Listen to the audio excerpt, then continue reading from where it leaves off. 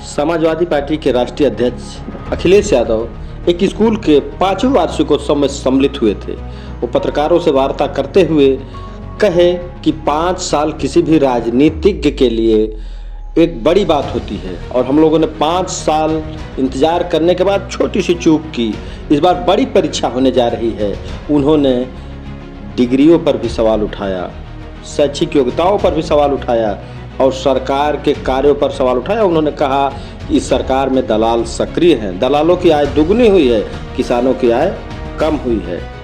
सुने अखिलेश यादव को, उन्होंने क्या कहता। स्कूल के जितने भी प्रबंधक से लेकर के सभी लोग, उनको बधाई देता हूं कि 5वें फाउंडेशन डे पे उन्होंने मुझे बुलाया है। 5th फाउंडेशन डे है और जितने भी राजनीति करने वाले लोग हैं 5 साल बहुत याद रखते हैं। हर 5 साल में बदलाव होता है। कभी कोई सोचते हैं कि 5 साल में बदलाव होगा, लेकिन इस बार हम लोग सब चूक गए। 5 साल में बदलाव नहीं हो पाया। अब हम लोगों के लिए 4 साल बचे हैं। उससे पहले एक बड़ी परीक्षा होने जा रही है, क्योंकि परीक्षा में अगर हम लोग सफल हो जाएंगे तो ये जो विकास दिखाई दे रहा है हम लोगों के आसपास, ये दुगनी रफ्तार से विकास यहाँ पर दिखाई देगा। अभी आपके आने से पहले मैं इंटरव्यू दे रहा था, एक यहीं की स्टूडेंट, उन्होंने मुझे इंटरव्यू के लिए रोक लिया और कई सवाल उन्होंने पूछे। उस सवालों में एक सवाल ये पूछा कि हम लोग परीक्षा के समय पर स्ट्रेस को कैसे दूर रखते हैं। तो मैंने ये कहा कि जो संस्था खड़ी है यहाँ पर तो बच्चों को कभी स्ट्रेस हो ही नहीं सकती है, क्योंकि अकेला संस्थान है, आसपास तो खेत दिखाई दे रहे हैं और अगर किसी भी खिड़की या आसपास देखोगे तो कहीं ना कहीं आपको सारस दिखाई दे जाएगा। अभी जैसे ही मैं आपकी संस्थान में आया, रास्ते में मुझे सारस दिखाई दे गया। ये समाजवादियों का जो सारस से नया रिश्ता जुड़ा है, बड़ा अलग रिश्ता जुड़ गया है। वैसे तो आजादी हम लोगों को हर चीज की मिलनी चाहिए, और जिन लोगों को सरकार में जनता ने बैठा दिया वो किसी की आजादी को पसंद नहीं करते। हम और आप लोग तो पॉलिटिकल लोग हैं, किसी न किसी विचारधारा से जुड़े लोग हैं। हमसे और आपसे तो नाराजगी हो सकती है, लेकिन सोचिए जो चिड़िया है उनसे नाराजगी क्या। इस सरकार ने उसकी भी आजादी पे पाबंदी लगा दी। एक नौजवान उसकी देखभाल कर रहा था क्योंकि वो बीमार था, चोट खाया था। उसकी रखवाली की, उसका इलाज किया, उसको खाना खिलाया और अपना मित्र बना दिया। ये तो सोचने की बात थी। अभी तक तो हम लोग और लोगों को मित्र बनाते हैं। अगर हम जानवरों में देखें तो जितने लोग संपन्न हो जाते हैं वो अपने घरों में एक कुत्ता पाल लेते हैं। घर में कुत्ता एक होगा, लेकिन दरवाजे पे लिखेंगे कुत्तों से सावधान। ये हिंदी गलत है या हम लोग समझ नहीं पा रहे हैं। लोग बिल्ली पाल रहे हैं, कबूतर पाल रहे हैं, तोते पाल रहे हैं, लेकिन अगर आपने थोड़ा बहुत साहस दिखाया और सारस के करीब पहुंच गए तो हो सकता है आपके सामने परेशानी खड़ी हो जाए। और ये सरकार ऐसी है जो परेशानी खड़ी कर रही है, और किसी भी रूप में अगर कोई कानून का उल्लंघन करेगा तो ये बहाना ढूंढ करके उसके खिलाफ कार्रवाई कर देंगे।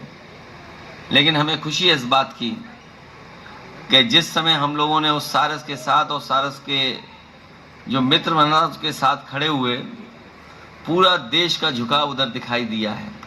उन्होंने सवाल खड़ा किया, अगर सारस को इलाज कराने में, उसको खाना खिलाने में कार्रवाई हो सकती है, तो जो लोग मोर को खाना खिला रहे तो उन पर कार्रवाई कब होगी। और इधर तो एक नई बहस छिड़ गई है कि कौन ज्यादा पढ़ा लिखा है, हमारे लखनऊ वाले के दिल्ली वाले। हालांकि लखनऊ वालों की पढ़ाई तो पता नहीं कहां हुई होगी।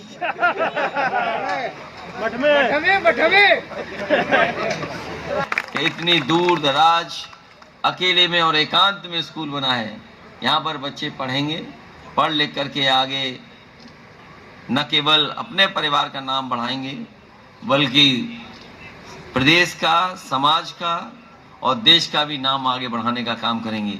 जहां कार्यक्रम खत्म हुआ था, हमारे फौज के लोग किन परिस्थितियों में सीमा की रक्षा करते हैं और कई बार उनकी जान चली जाती है, शहीद हो जाते हैं।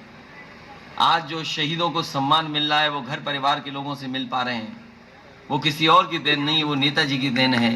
नेताजी की वजह से ही आज शहीद घर परिवार के बीच में पहुंच सकता है। जहां आज हम जिस माहौल में हैं, हमारा देश न जाने कितना आबादी में बढ़ता चला जा रहा है। अगर हम आबादी में बढ़ रहे हैं तो उतनी ही हमारे सामने संकट पैदा हो रहे हैं, बड़ी बड़ी चुनौतियां हैं कि आने वाली पीढ़ी को हम नौकरी कैसे देंगे, उसको रोजगार कैसे देंगे, उसके जीवन में बदलाव कैसे लाएं, उसके जीवन में खुशहाली कैसे लाएं। जो लोग सरकार में हैं वो धर्म को भी पकड़ लिए हैं और राष्ट्रवाद को भी पकड़ लिए हैं। धर्म और राष्ट्रवाद उन्होंने अपने साथ मिला लिया है, इसलिए हम समाजवादियों के सामने बहुत बड़ी चुनौती है। लेकिन हम जानते हैं कि समाजवादियों ने जो जनता के बीच में काम किया है उसका कोई मुकाबला दूसरा दल नहीं कर सकता और भारतीय जनता पार्टी तो कभी नहीं कर सकती। हम लोगों का एक एक काम उनके लिए उदाहरण रहा है और जब कभी वो हम लोगों पर टिप्पणी करते हैं तो कहते हैं कि हम लोग क्या हैं, स्कूल है, संस्था है, नहीं बोल सकते। लेकिन जब कभी भी उनके भाषण सुनोगे आप तो कहते हैं समाजवादी ये हैं, समाजवादी वो हैं। समाजवादियों को माफिया भी कह देते हैं कभी कभी। लेकिन मैं ये कह सकता हूं, आज सबसे बड़ा माफिया अगर केस वापस ना लिए होते तो सोचो कौन होता। ये 420 नहीं है, ये 840 है, क्योंकि इन्होंने कहा कि 100 में 4 ही बेरोजगार हैं। बताओ 100 में 4 बेरोजगार हैं क्या? कोई कल्पना कर सकता है? इन्होंने जो सरकारी बजट पेश किया उसमें कहा कि अनएम्प्लॉयमेंट रेट 4.2% है। ऐसा लगता है कि 100 में सबको नौकरी मिल गई है, केवल ही 4 बेरोजगार हैं। इससे बड़ा झूठ क्या हो सकता है? न केवल यहां झूठ बोला उन्होंने, बल्कि यह भी कह दिया कि आय दोगुनी हो गई, प्रति व्यक्ति आय दोगुनी हो गई। मुझे लगता है कि मुख्यमंत्री जी ने अपने अधिकारियों की केवल गिन ली प्रति व्यक्ति आय। जो तहसील में बैठते हैं, जो थाने में बैठते हैं, उनकी तो आय बढ़ी है, लेकिन आम जनता की आय नहीं बढ़ी है। कोई कल्पना कर सकता है कि सरकारी आंकड़े ये कहें कि प्रति व्यक्ति आय दोगुनी हो गई? और यहीं तक भारतीय जनता पार्टी वाले नहीं रुके, उन्होंने कहा कि हमारी ग्रोथ रेट आज 16% है। अरे अगर 16% ग्रोथ रेट होती तो पूरे उत्तर प्रदेश में एक्सप्रेस वे बनते दिखाई दे रहे होते, फैक्ट्रियां लगती दिखाई दे रही होती, मेडिकल कॉलेज लगते दिखाई दे रहे होते, नए नए स्कूल बनते दिखाई दे रहे होते। अगर 16% की ग्रोथ रेट होती और 16% की ग्रोथ रेट होती तो हमारे किसानों की अपनी पैदावार की भी कीमत दुगनी मिल रही होती अगर 16% होती। और क्या कह रहे हैं कि $1 ट्रिलियन इकोनॉमी। 1 ट्रिलियन इसलिए बोल रहे हैं कि गरीब समझ ही नहीं पाए कि ट्रिलियन क्या है, और जब तक समझे तब तक इनसे वोट ले ले। बताओ कितने लोग जानते होंगे $1 ट्रिलियन इकोनॉमी क्या है? और जो झूठ बोला है उसको सच बनाने के लिए अमेरिका की कंपनी बुला ली और उसको 200 करोड़ रुपए दे दिए। बताइए, भारतीय जनता पार्टी के लोग, सरकार में बैठे लोग, जो झूठ बोल दिया है उसको सच बनाने के लिए अमेरिका से 200 करोड़ की कंपनी बुला ली। इसलिए हमें और आपको सावधान रहना पड़ेगा। यहाँ जो कुछ विकास हुआ है वो समाजवादियों ने किया है और जो कुछ विकास होगा वो समाजवादी कराएंगे। और हम भरोसा दिलाते हैं, जिस तरीके से समाजवादी लोगों ने सबको जोड़ा है, हमें उम्मीद है कि हमारे नेता और कार्यकर्ता सब लोगों को इसी तरीके से जोड़ते रहेंगे, क्योंकि समाजवाद से ही राम राज्य आएगा। और जब तक जाति जनगणना नहीं होगी तब तक न समाजवाद आ सकता है न राम राज्य आ सकता है। इन्हीं शब्दों के साथ हम आप सबका बहुत बहुत धन्यवाद देते हैं। सेंट जोसेफ वर्ल्ड स्कूल के प्रबंधक जी को, उनके टीचिंग स्टाफ को और उनके बच्चों को विशेष बधाई देता हूं।